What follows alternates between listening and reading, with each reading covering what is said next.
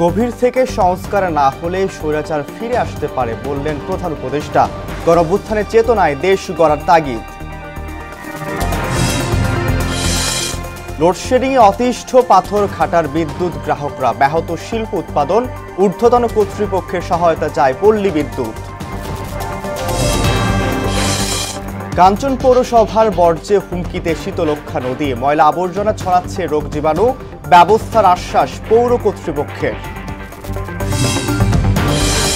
এবং জুলাই অভ্যুত্থানের এই দিনে নিহতদের স্মরণে শোক দিবস পালন করে সরকার। ছাত্র জনতার প্রত্যাখ্যান, দেশ জুড়ে অব্যাহত বিক্ষোভ।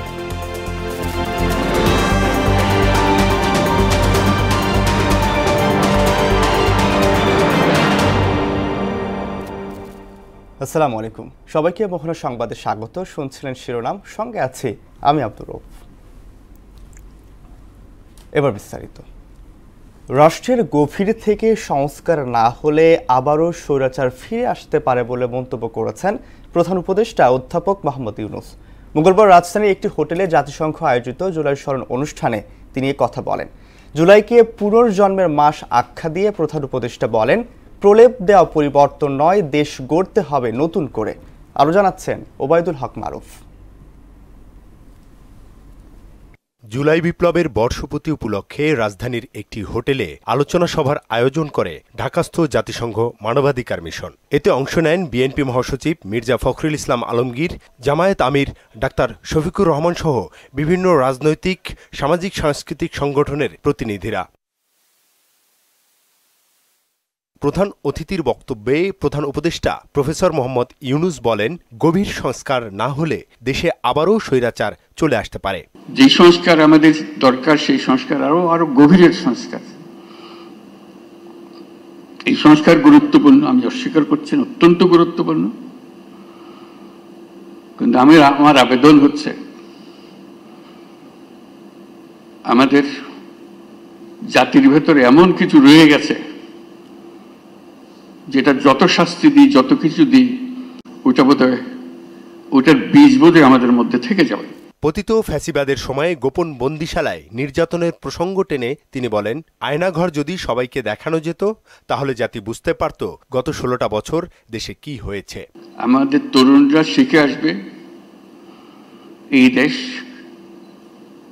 একেবারে নতুন করে বানিয়ে আনতে হবে। এটা উপরই একটা প্রলেপ দেওয়ার পরিবর্তন না, গভীরতম ভাবে পরিবর্তন। এই পথের কোনো ঠিকানা আমরা যাব না, আমাদের নতুন পথ রচনা হবে। প্রধান উপদেষ্টা জানান, অন্তর্ভুক্তি ও অংশগ্রহণমূলক নির্বাচন এবং একটি নতুন ধারার রাজনৈতিক ব্যবস্থা সহ জাতীয় ঐক্যমত্য গড়ে তুলতে কাজ করছে অন্তর্বর্তী সরকার। কতগুলো আঙ্গিক বিষয়, কতগুলো প্রলেপ বিষয়, এটা দিকে আমরা মনে করি যে আমরা কাজ করে ফেলেছি। সেখান থেকে যদি আমরা বিদায় করে মনে করি যে কাজ হয়ে গেছে, তাহলে আমরা বড় ভুল কাজ করলাম। জুলাইকে পুনর্জন্মের মাস উল্লেখ করে এই মাসের শিক্ষাকে কাজে লাগিয়ে নতুন পথ রচনার প্রত্যয় জানান অধ্যাপক ইউনূস। ওবায়দুল হক মারুফ, মোহনা সংবাদ, ঢাকা।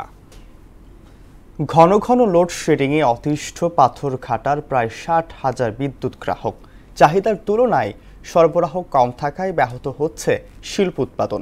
বরফের অভাবে পচে যাচ্ছে মাছ, নষ্ট হচ্ছে ইলেকট্রনিক্স যন্ত্রপাতি। সমস্যা সমাধানে ঊর্ধ্বতন কর্তৃপক্ষের সহায়তা চেয়েছে পাথরঘাটা পল্লী বিদ্যুৎ কর্তৃপক্ষ। সুবন মোল্লার প্রতিবেদন, জানাচ্ছেন আফরিন পপ। জাতীয় গ্রিডে বিদ্যুতের কোনো ঘাটতি না থাকলেও তার সম্পূর্ণ বিপরীত চিত্র দক্ষিণাঞ্চলের বরগুনার পাথরঘাটায় বিদ্যুৎ সরবরাহ করা হয় 66 কিলোমিটার দূরে অবস্থিত পিরোজপুর স্টেশন থেকে। প্রতিদিন 14 মেগাওয়াট বিদ্যুতের চাহিদা থাকলেও সরবরাহ হয় 10 মেগাওয়াট। ফলে ব্যাহত হচ্ছে শিল্প উৎপাদন। পাথরঘাটার 28টি বরফ কলের উৎপাদন ব্যাহত হওয়ায় মাছ সংরক্ষণ করতে পারছেন না জেলেরা। ফলে অর্থনৈতিকভাবে ক্ষতিগ্রস্ত হচ্ছেন তারা। এছাড়াও লোডশেডিং এবং লো ভোল্টেজ সমস্যায় ক্ষতি হচ্ছে ইলেকট্রনিক্স যন্ত্রপাতির। পাথরঘাটা মৎস্য নির্ভর এরিয়া, এখানে বরফ খুব গুরুত্বপূর্ণ জিনিস, আর বরফ তো বিদ্যুৎ ছাড়া হয় না। সেক্ষেত্রেও খুব ভোগান্তিতে পড়তে হয়, ব্যবসায়ীদের খুব ভোগান্তিতে পড়তে হয় বিদ্যুতের জন্য। আমাদের যে দূরত্বের কারণে এই পাথরঘাটা মঠবাড়িয়া বান্ডারিয়া থেকে এই লাইনটা আসছে, এই লাইনটা অনেক সময় পুরোপুরি এখন পর্যন্ত একেবারে আপডেট করা হয়নি। এজন্য দেখা যায় যে ঝড় বৃষ্টির সময় এই লাইনটার অনেক ক্ষতিগ্রস্ত হয়। যে কোনো সময় লোডশেডিং দেওয়ার কোনো 3 বার 4 বার 10 বার কোনো নির্ধারিত কোনো নোটিশ ছাড়াই তারাই লোডশেডিং দেয়। আমাদের যদি বরগুনা থেকে এখানে যদি একটা সাবমেরিন কেবলের মাধ্যমে আমাদের এখানে আরেকটি সংযোগ করা হয়, তাহলে এর থেকে আমরা মনে হয় পরিত্রাণ পাবো। বাংলাদেশের কোথাও বিদ্যুতের এরকমের লোডশেডিং নেই, শুধু পাথরঘাটায়। সমস্যা সমাধানে ঊর্ধ্বতন কর্তৃপক্ষের দৃষ্টি আকর্ষণ করার কথা জানান পল্লী বিদ্যুতের এই কর্মকর্তা। নদী রিভার ক্রসিং টাওয়ার হয়, টাওয়ার করে নিয়ে আসতে হবে অথবা নদীর সাবমেরিন কেবল দিয়ে নিয়ে আসতে হবে। এই দুইটা কাজ যদি করা হয় তাহলে প্রাথমিকভাবে আপনাদের যে বিদ্যুৎ বিভ্রাট এবং হচ্ছে গিয়া এই ভোল্টেজের যে সমস্যা, লো ভোল্টেজের যে সমস্যা, এই দুইটা সমস্যার সমাধান করা যাবে। উপজেলাবাসীর দাবি, সরাসরি বরগুনা থেকে পাথরঘাটায় বিদ্যুৎ সরবরাহ নিশ্চিত করা হলে সহজ এবং সুন্দর হবে তাদের জীবনযাত্রা। আফরিন পপি, মোহনা সংবাদ। একসময় শীতলক্ষ্যা নদী ছিল রূপগঞ্জবাসীর জীবনরেখা, ছিল নৌ বাণিজ্যের প্রাণ। আজ তা পরিণত হয়েছে ময়লার ভাগাড়ে। কাঞ্চন পৌরসভার বর্জ্যে হুমকির মুখে শীতলক্ষ্যা নদী এবং আশেপাশের পরিবেশ। আবর্জনা দুর্গন্ধে ভোগান্তিতে পড়ছেন চলাচলকারীরা, ছড়িয়ে পড়ছে রোগ জীবাণু। সমাধানের আশ্বাস দিয়েছেন পৌর প্রশাসক। সাত্তার আলী সোহেলের প্রতিবেদন, জানাচ্ছেন তাহসিন তারিন। শীতলক্ষ্যা একটি নদী নয়, বরং নারায়ণগঞ্জ রূপগঞ্জের ইতিহাস, সংস্কৃতি আর জনজীবনের অংশ। কিন্তু সেই নদীর তীর জুড়ে এখন জমে আছে ময়লা আর পচা দুর্গন্ধযুক্ত আবর্জনা। রূপগঞ্জের ঐতিহ্যবাহী কাঞ্চন বাজার ঘাটের পাশেই গড়ে উঠেছে ময়লার বিশাল বাঘার। খেয়া পারাপারে নৌকায় উঠলে শরীরে ছিটকে পড়ে নোংরা পানি। নদী পাড়ের বাসিন্দারা ভুগছেন শ্বাসকষ্ট সহ বিভিন্ন চর্মরোগে। দ্রুত এই সমস্যার সমাধান চান স্থানীয়রা। এই ময়লার কারণে আমগো চলাফেরা করতে সমস্যা হইতাছে। প্রতিদিন এই গাড়দা হাজার হাজার মানুষ যাতায়াত আসা যাওয়া করে, দুর্গন্ধ সৃষ্টি হয়, মানে অনেক কষ্ট হয় আর কি। বাজারের এই সাইডটাতে আসতে, এই সাইডে এত ময়লা। যত পোশাকগুলো আছে সবাই নাম কেন ফালায়, মা আসে, বোন আসে, আত্মীয় স্বজন আসে, তারা খালি আমাদের নদীর ঘাটের অবজেশন। এই পার থেকে আওয়া যাওয়া করি, স্কুলে যাই, এই পচা পানির গন্ধের জন্য আমরা নিঃশ্বাস নিতে পারি না, থাকতে পারি না। সব আবর্জনা, পুরো কাঞ্চনের আবর্জনা শীতলক্ষ্যা ফেলছে। কেন? পরিষ্কার হোক বা নদীর যে ভরাট হইতেছে, এই ভরাট থেকে রক্ষা পাই আমরা। নদীর পাড়ের আবর্জনা অপসারণের ব্যবস্থা নেওয়ার কথা জানান কাঞ্চন পৌর প্রশাসক। কোনো জায়গা যদি আমরা নির্ধারণ করি, সেটিও আবার কোনো বসতিপূর্ণ এলাকার মধ্যে পড়ে যায়, তো যার কারণে ওইটা নির্ধারণ করার কাজও চলছে। পাশাপাশি ওই যে রিসাইক্লিং ডাম্পিং স্টেশন যেটা, সেটার জন্য লোকাল গভর্নমেন্ট ডিভিশনের সাথে আমাদের আলোচনাও চলছে। এমন দূষণ অব্যাহত থাকলে শীতলক্ষ্যা নদী মানচিত্র থেকেই হারিয়ে যাবে বলে মনে করেন সবাই। তাহসিন তারিন, মোহনা সংবাদ। চট্টগ্রামে গেল 8 বছরে জলাবদ্ধতা নিরসনে 4টি প্রকল্পে ব্যয় হয়েছে প্রায় 9,852 কোটি টাকা। এর মধ্যে সবচেয়ে বড় প্রকল্প খাল খনন ও সংস্কার, যেখানে ব্যয় 5,000 কোটি টাকার বেশি। কিন্তু এখনও অসম্পূর্ণ অন্তত 14টি খাল, 10টি সাইজ গেট এবং পাম্প হাউসের কাজ। মাত্র 102 মিলিমিটার বৃষ্টিতেই 10টির বেশি এলাকায় দেখা দিয়েছে জলাবদ্ধতা।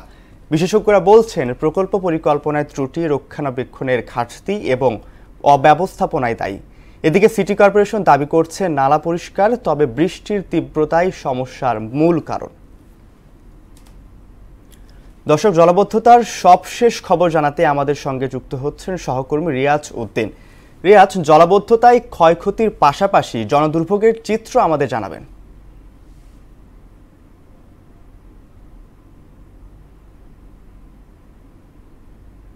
চট্টগ্রামের যে সুলভবহর, সেই সুলভবহর এরিয়ায় ঠিক আমার পিছনে দেখতে পাচ্ছেন এই যে চট্টগ্রাম সিটি কর্পোরেশনের আওতাধীন যে জলাবদ্ধতা নিরসন প্রকল্পের কাজ চলছে, যার কাজ করছেন আসলে সেনাবাহিনী। এবং এই যে জলাবদ্ধতা সৃষ্টি হয়েছে 102 মিলিমিটার বৃষ্টির কারণে গত 2 দিন আগে, আসলে যে চট্টগ্রামের প্রায় 14 থেকে 16টি নিম্নাঞ্চল এই জলাবদ্ধতায় ডুবে গিয়েছিল এবং এখানকার যারা বসবাস করেন তারা প্রচুর ভোগান্তিতে পড়েছেন। আমরা দেখেছি আসলে নগরের বিভিন্ন জায়গায় গিয়েছি, আসলে যে ড্রেনেজ ব্যবস্থা, সেই ড্রেনেজ ব্যবস্থা অবস্থাপনা এবং যে জলাবদ্ধতা নিরসন প্রকল্পের কাজ, সে কাজগুলো আসলে ধীরগতির কারণে আসলে এই সমস্যার সৃষ্টি হচ্ছে বলে এখানকার যারা বসবাস করছেন এলাকাবাসীরা বলছেন। দেখছেন এখানে একটি নালা এবং খাল রয়েছে, যেটার দুপাশ আসলে বাউন্ডারি ওয়াল দেওয়া আছে, বাট যে পলি বা বালির কারণে আসলে সেটাও আসলে পানিতে যখন বৃষ্টি হয় পানির কারণে আসলে একদম ভরাট হয়ে যায় এবং পাশাপাশি রাস্তায় পর্যন্ত আসলে পানি ওঠে এবং এই পানির কারণে যারা অফিসগামী মানুষজন থাকেন, সাধারণ মানুষ সহ এবং শিক্ষার্থীরা রয়েছেন, তারা আসলে বিভিন্ন ধরনের ভোগান্তিতে পড়েন এবং ভোগান্তির কারণে আসলে জনজীবনে এক ধরনের দুর্যোগের সৃষ্টি হয়। কিন্তু এর আগে গত 2 মাস আগেও কিন্তু আসলে এর চেয়ে প্রচুর পরিমাণ বৃষ্টি হয়েছিল, কিন্তু তখন এই পরিমাণ আসলে জলাবদ্ধতার সৃষ্টি হয়নি এবং এই যে চট্টগ্রামের বিভিন্ন নির্মাঞ্চল, সেই নির্মাঞ্চলগুলোতে আসলে জলাবদ্ধতার কারণে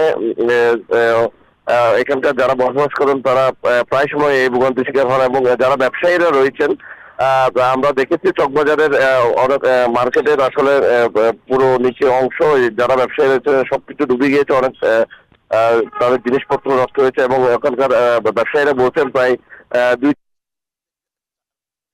2 থেকে 4 কোটি টাকার মতো তাদের এই ক্ষয়ক্ষতির সম্মুখীন হতে হয়েছে। এবং যদি আরেকটু বলে রাখি, এই যে জলাবদ্ধতা, সেই জলাবদ্ধতার মূল কারণ আসলে যারা বিশেষজ্ঞরা বলছেন আসলে ঠিক মতো এই যে নালা অপরিষ্কার করা এবং যে উন্নয়নের জলাবদ্ধতা প্রজেক্টগুলো রয়েছে সেগুলোর কাজ দীর্ঘতির কারণেই আসলে এই সমস্যার সৃষ্টি হচ্ছে এবং এই জলাবদ্ধতার 4টি প্রকল্পের কাজ এখনো চলমান রয়েছে, যার কাজগুলো সিটি কর্পোরেশন, সিডিএ সহ পানি উন্নয়নের। রিয়াজ, আপনাকে ধন্যবাদ। এবার জুলাই গণঅভ্যুত্থান নিয়ে আমাদের বিশেষ আয়োজন রক্তাক্ত জুলাই।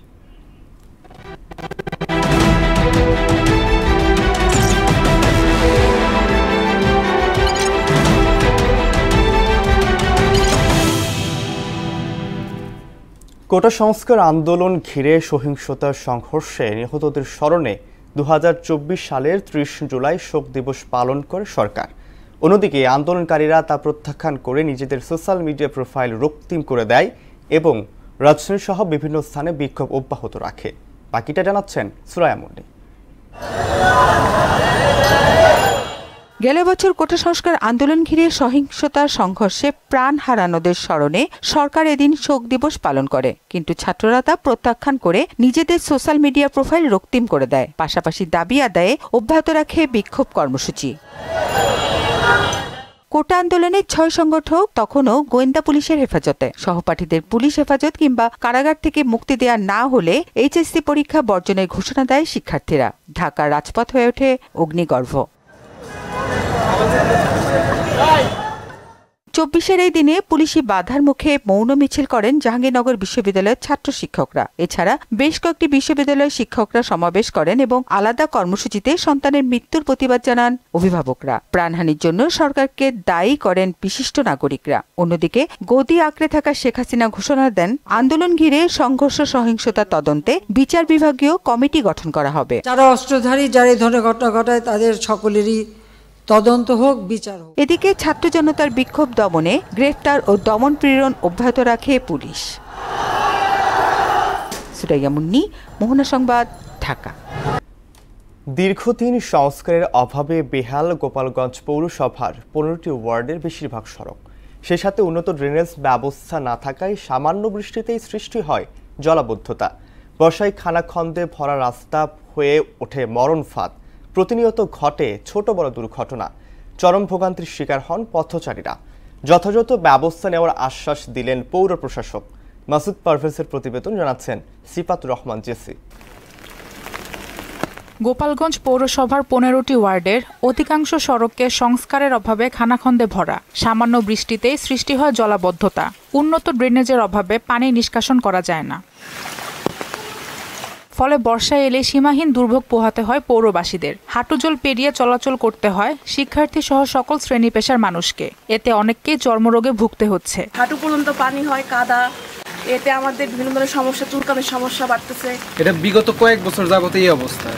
এখন আমি যদি এখান দিয়ে আমার জুতো পড়ে যায়, জুতো তো যাইবে পয়সা। আমাদের যথেষ্ট ড্রেন থাকার না কারণে অতিরিক্ত পানি আটকে যাওয়ার কারণে আমরা খুবই জলাবদ্ধতার শিকার হচ্ছি। কেউ অসুস্থ হলে একটা অ্যাম্বুলেন্স আসবে, সেরকম কোনো সুযোগ সুবিধা নেই। রাস্তাঘাট ভাঙচুর, রাস্তা নাই, ড্রেন নাই, পৌরসভার ট্যাক্স বৃদ্ধি করতেছে, আমরা সবাই নিয়মিত ট্যাক্স দিচ্ছি, কিন্তু আমাদের বাচ্চা কাচ্চা স্কুলে যাইতে পারতেছে না। ওই নোংরা পানির কারণে নামাজ পড়তে যাওয়া যায় না, কাপড় নষ্ট হয়ে যায় এবং এসে জনদুর্ভোগের শিকার। আমরা দ্রুত এর ব্যবস্থা নেওয়ার জন্য আমরা অনুরোধ জানাচ্ছি। সমস্যা সমাধানে দ্রুত আশ্বাস দিলেন পৌর প্রশাসক। যে এই মুহূর্তে আমাদের বেশ কয়েকটি কাজ, আমাদের চলমান ডেভেলপমেন্ট ওয়ার্ক, রাস্তার ওয়ার্ক, এগুলো কিন্তু বন্ধ আছে। এই এলাকাবাসী বা বাড়ির মালিকরা তারা জায়গা ছাড়ছে না। উন্নত ড্রেনেজ ব্যবস্থা সহ রাস্তাঘাট সংস্কার করে শীঘ্রই জলাবদ্ধতা থেকে মুক্তি মিলবে, এমনটাই প্রত্যাশা স্থানীয়দের।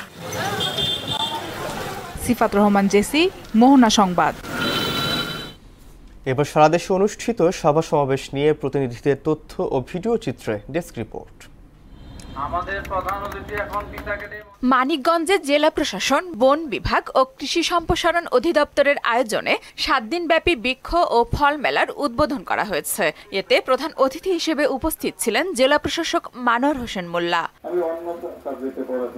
সরকারি প্রাথমিক বৃত্তি পরীক্ষায় কিন্ডারগার্টেন স্কুল অন্তর্ভুক্ত করার দাবিতে পাবনার ঈশ্বরদীতে মানববন্ধন ও প্রতিবাদ সমাবেশ করেছে ঈশ্বরদী কিন্ডারগার্টেন অ্যাসোসিয়েশন।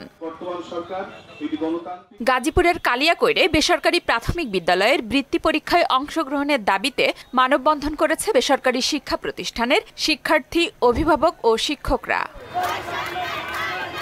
রংপুরে মাধ্যমিক ও উচ্চশিক্ষা অধিদপ্তরে শিক্ষা মন্ত্রণালয়ের উদ্যোগে এসএসসি ও এইচএসসি কৃতি শিক্ষার্থীদের মাঝে পুরস্কার বিতরণ অনুষ্ঠান হয়েছে। অনুষ্ঠানে উপস্থিত ছিলেন উপজেলা নির্বাহী কর্মকর্তা সাইফুল ইসলাম। সাতক্ষীরার বিনা কার্যালয়ে তারুণ্যের উৎসবে ফলস বৃক্ষ বিতরণ ও আলোচনা সভায় উপস্থিত ছিলেন কৃষি সম্প্রসারণ অধিদপ্তর খামারবাড়ির উপপরিচালক সাইফুল ইসলাম। প্রাথমিক বৃত্তি পরীক্ষায় কিন্ডারগার্টেন ও বেসরকারি বিদ্যালয়ের শিক্ষার্থীদের অংশগ্রহণের সুযোগ দেওয়ার দাবিতে সিরাজগঞ্জে বিক্ষোভ সমাবেশ ও মিছিল করা হয়েছে। টাঙ্গাইলের মির্জাপুরে জুলাই গণঅভ্যুত্থানের বর্ষপূর্তি উদযাপন উপলক্ষে বরাটি নর্দানা বাংলাদেশ উচ্চ বিদ্যালয়ে শিক্ষার্থীদের অংশগ্রহণে রচনা, চিত্রাঙ্কন ও বিতর্ক প্রতিযোগিতা অনুষ্ঠিত হয়েছে। জয়পুরহাটের পাঁচবিবি সীমান্তের রতনপুর স্কুল মাঠে মাদক প্রতিরোধে ফুটবল টুর্নামেন্টের সমাপনী অনুষ্ঠিত হয়েছে।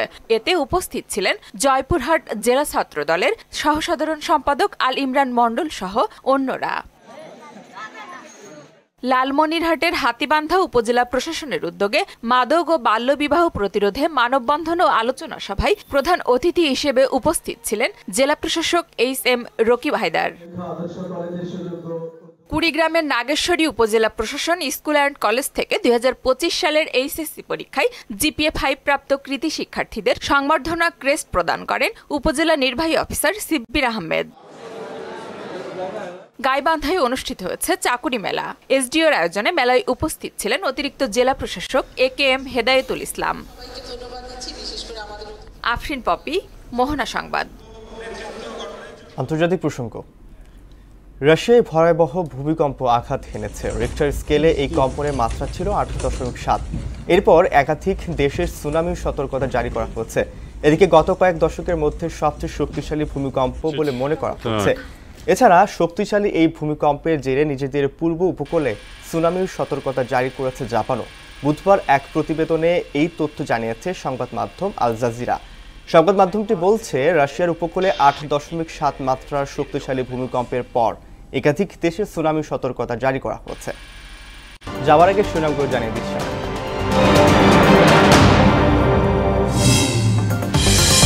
গভীর থেকে সংস্কার না হলে স্বৈরাচার ফিরে আসতে পারে বললেন প্রধান উপদেষ্টা।